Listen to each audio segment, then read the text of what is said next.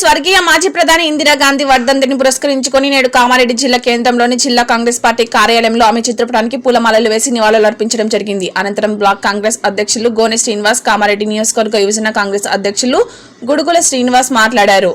కామారెడ్డి జిల్లా డీసీసీ కార్యాలయంలో వర్ధంతి నివాళులర్పించడం జరిగింది. ఈ కార్యక్రమంలో చేసిన ప్రతి ఒక్కరికి ధన్యవాదాలు తెలియజేసుకుంటూ భారతదేశం గరీబీ హటావో దేశ్ కి బచావో అనే నినాదంతో ఇందిరాగాంధీ ముందుకు తీసుకెళ్లింది. అంతేకాకుండా బ్యాంకులను జాతీయం చేసి విలీనం చేసిన ఘనత కూడా ఇందిరాగాంధీకే దక్కుతుంది.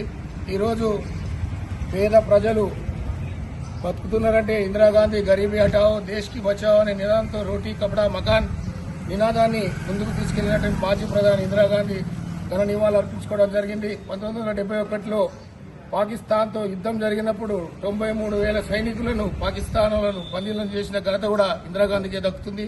ఈ కార్యక్రమానికి చేసిన ప్రతి ఒక్కరికి ధన్యవాదాలు తెలియజేసుకుంటున్నాను.